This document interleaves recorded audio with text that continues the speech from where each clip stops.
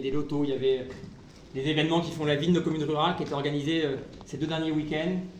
Et ils ont organisé ces élections parfaitement.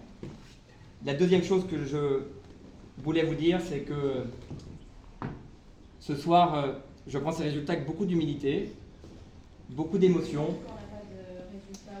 Et je veux saluer Édouard Sauvage qui a porté ici la candidature du Rassemblement national. Ce soir, mes premiers mots, si vous me le permettez, iront à ces électeurs. Des hommes et des femmes qui ont, en votant Édouard Sauvage ou Jordan Bardella aux européennes, poussé un cri de colère, un cri d'alerte. C'est le cri des classes moyennes qui, à la fin du mois, ne s'en sortent plus. C'est le cri des petits retraités qui nous disent, à nous les parlementaires, à nous les élus, qu'après une vie de travail, ils n'ont pas assez pour vivre, pour payer leurs factures, parfois même moins que ceux qui n'ont pas travaillé et qui ont eu des carrières hachées. C'est le cri de colère de celles et ceux pour lesquels le travail aujourd'hui ne paye plus. Et je peux comprendre sans soi leur déception, parce qu'ils avaient mis beaucoup d'espoir, je pense, dans la victoire du Rassemblement national, dans celle d'Édouard Sauvage ici. Je veux leur dire que je serai aussi leur député.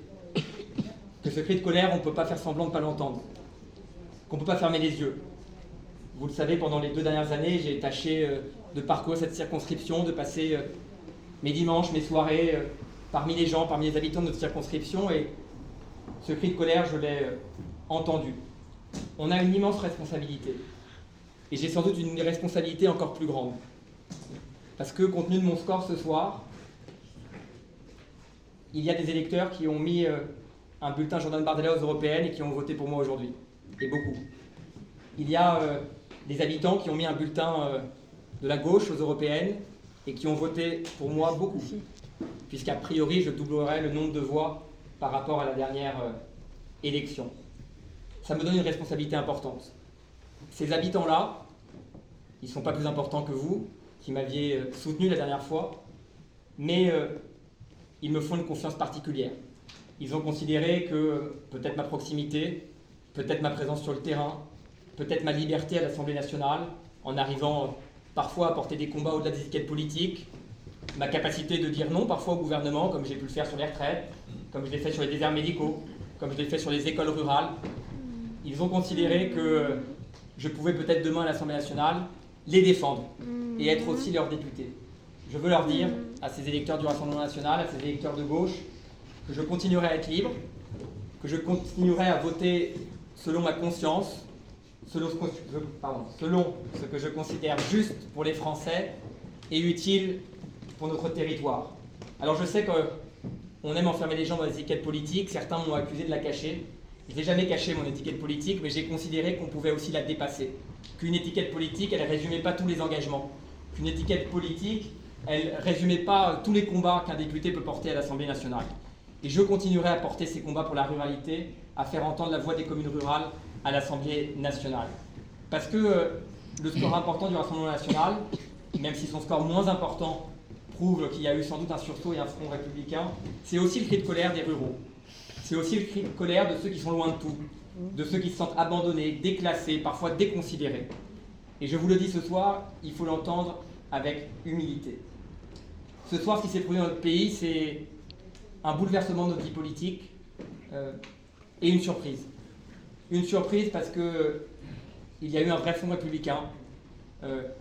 Sans doute que les gens de gauche se sont mobilisés de manière massive pour empêcher l'élection de députés du Rassemblement national. Et je vous le dis, demain, il faudra que la justice sociale soit au cœur du programme d'action du gouvernement qui sera désigné par le président de la République. Je crois que si on analyse le score du Rassemblement national et du Front de gauche, ou du Nouveau Front populaire, ils ont une chose en commun, une demande de justice sociale, une demande d'un projet qui met au cœur l'égalité et l'équité entre les citoyens, qui met au cœur la revalorisation de la valeur travail, qui met au cœur le soutien des classes moyennes et des classes populaires. Je veux vous remercier, vous tous, maintenant, parce que je crois que ce soir, il y a peu de députés en France qui augmentent aussi sensiblement leur score. Je regardais les résultats du groupe auquel j'appartiens à l'Assemblée nationale. Je crois être quasiment un des seuls qui quasiment double son score. C'est grâce à vous.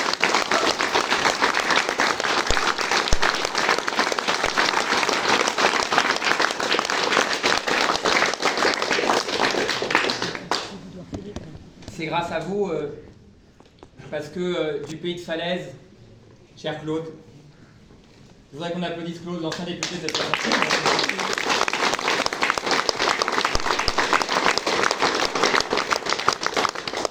Tu as été, je veux le dire, et c'est pas une critique, ni pour Sébastien Leclerc, ni pour Nathalie Porte, mais je veux le dire qu'avec Clotilde, vous avez été les deux seuls parlementaires à considérer que je devais continuer à être député.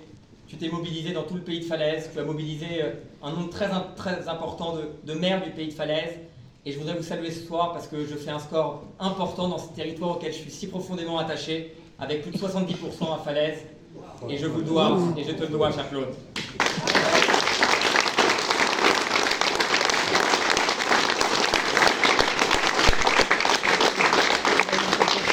Je veux remercier tous les maires et tous les élus.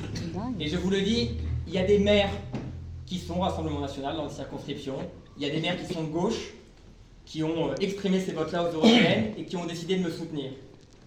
Ces maires-là, je les en remercie. Parfois même, ils ont écrit à leurs habitants en disant « Écoutez, moi, j'ai dépassé mon étiquette politique parce que je considère que Jérémy, il n'est pas parfait, il n'a pas tout bien fait, mais il a essayé de porter des combats avec sincérité. » Cette campagne a été rude. Alors j'ai commencé vite fait, après je vais finir par trop long, mais il y a le Pays d'Auge, il y a des maires du Pays d'Auge ici et je voudrais vous remercier très chaleureusement, des élus du Pays d'Auge. J'ai même réussi parfois à avoir la majorité municipale et l'opposition, pas à Lisieux, mais dans d'autres communes. Et ça montre aussi qu'on est capable de rassembler, même sur notre candidature aux législatives. Je voudrais remercier les maires du Saint-Gall suisse normande et saluer ma suppléante qui est en route pour nous rejoindre et qui vient de loin. Je veux vous remercier tous, les militants, les sympathisants. On a fait une campagne, je crois, sincère, une campagne digne. Je veux remercier tous les jeunes qui ont fait ma campagne. Je veux quand même vous dire que je recrutais le 10 juin 4 jeunes pour des stages à l'Assemblée nationale qui arrivaient le lendemain de la dissolution. Ils avaient signé leur contrat, ils auraient pu m'abandonner, ils auraient pu considérer qu'ils n'étaient pas partis pour faire une campagne bénévole et ils m'ont soutenu. Et ils étaient là. Et je veux dire merci à Pierre qui a été mon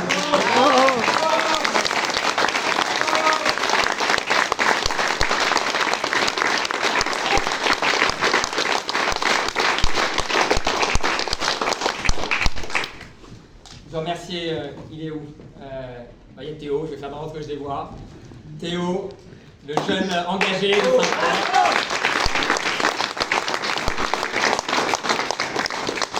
Noah, le futur député.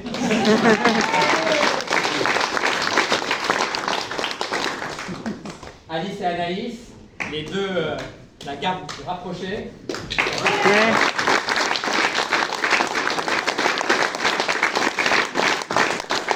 Alexis, chrétien, mesdames et messieurs, qui a 16 ans et qui est le meilleur militant que je souhaite à tous les partis politiques d'avoir.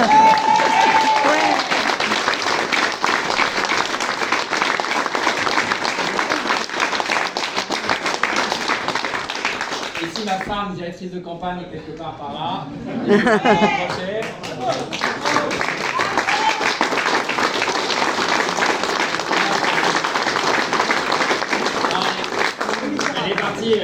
elle a considéré que j'avais fait un trop mauvais score. Bon, je vais pas faire trop long. En tout cas, je veux vous dire que je prends ces résultats vraiment avec humilité et responsabilité. On est au bord, je le dis quand même avec gravité, d'une crise de régime. Le pays, ce soir, je ne sais pas comment on va le gouverner. Je suis heureux, moi, aujourd'hui, d'avoir, j'allais dire, une élection claire et nette. Je crois que ce soir, vu les résultats, je suis un député légitime. Mais il va falloir qu'on fasse preuve de responsabilité. Je le dis, le 49-3 et les motions de rejet, le 49-3 de la majorité et les motions de rejet des oppositions, c'est terminé. On ne peut plus gouverner le pays en privant les parlementaires de faire leur travail de député. On n'est pas là pour...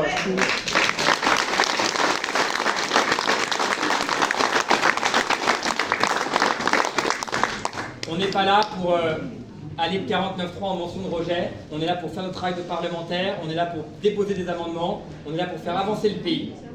Je vous le dis ce soir, je serai un député qui travaillera avec l'ensemble des députés de tous les bords politiques. Je n'ai jamais voté en 2 ans, je ne me suis jamais opposé à une loi parce qu'elle venait de le Rassemblement National ou de la France Insoumise. Des députés ont fait ça, ils ont considéré que quand une loi était bonne, si elle était portée par le Rassemblement National ou la France Insoumise, on ne la votait pas.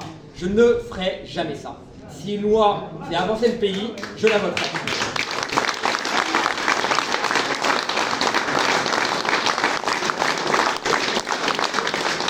Et enfin, pour terminer, comme je l'ai fait il y a 2 ans, je le dis au président de la République, s'il m'écoute, moi, modeste député, il est temps, comme nous l'avions proposé il y a 2 ans, de faire une grande coalition. Nous devons travailler sur des coalitions. C'est suffit des alliances contre nature au moment des élections. Les LR qui se mettent avec le Rassemblement national pour gagner des députés, LFI qui se met avec le Parti socialiste pour gagner des députés. Ces alliances, au moment des élections, elles doivent se traduire le moment venu par des coalitions, sur des programmes, sur des idées. Et il faut qu'on crée dans notre pays, comme en Allemagne, comme au système allemand, une vraie coalition. Une coalition de toutes celles et ceux qui veulent faire avancer le pays. Bravo.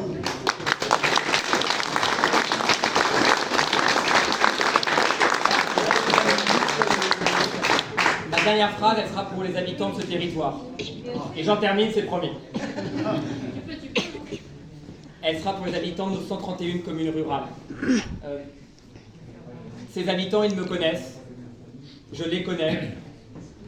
Vous me permettrez de prendre aussi un peu le résultat ce soir, comme aussi la preuve du lien que nous avons créé avec les habitants. Il y a des communes où j'aurais jamais dû faire ce score-là, même avec le Front républicain. Et donc je le prends aussi comme l'aboutissement, ou en tout cas le témoignage d'un lien qui s'est tissé entre les habitants de cette circonscription et le député que je suis. Je veux leur dire que ces députés, ces habitants, je ne les abandonnerai pas. Je continuerai à être présent sur le terrain.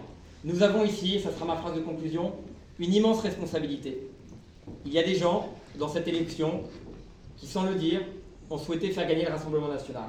Je crois que ce soir, et je le dis avec force, il faut que les masques tombent et que chacun, en transparence, sans animosité, et je le dis avec bienveillance, décide clairement ce que doit être l'avenir de ce territoire. Je vous le dis, je porterai à l'avenir, pour nos communes rurales, pour nos cantons, pour notre région, le combat pour la modération, le combat pour la tempérance, le combat pour la hauteur de vue.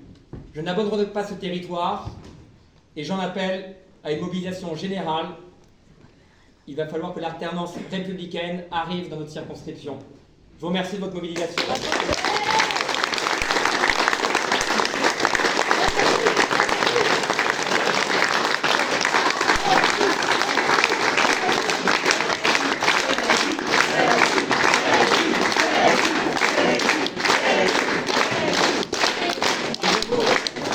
Je vous propose d'aller boire un verre au Terrasse Hôtel chez Madame U.